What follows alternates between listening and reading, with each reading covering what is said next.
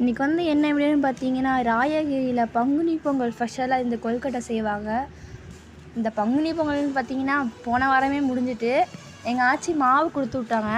இந்த கொழுக்கட்டை வந்து பார்த்தீங்கன்னா கருப்பட்டியில் செய்வாங்க, டேஸ்ட்டாக இருக்கும். இதோட பேர் பனை கொழுக்கட்டைன்னு சொல்லுவாங்க. இந்த பனை ஓலைக்கெலாம் கொடுத்து அதில் வந்து சின்ன சின்ன பீஸாக வெட்டி அது உள்ளே வச்சு அவி வைப்பாங்க. இதில் சீனி கொழுக்கட்டையும் இருக்குது, ஆனால் அதோட இதுதான் டேஸ்ட்டாக இருக்கும்.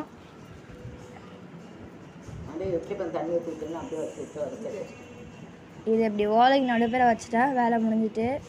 நம்ம என்ன ஷேப்லலாம் வைக்கலாம், 2 ஓலையும் சேர்த்து வைக்கலாம், ஒரு ஓலையாக வைக்கலாம், எப்படினாலும் வச்சுக்கலாம்.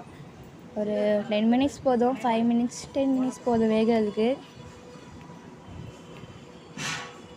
இது வந்து பார்த்திங்கன்னா அரிசி மாவும் கருப்பட்டிலாம் செய்வாங்க.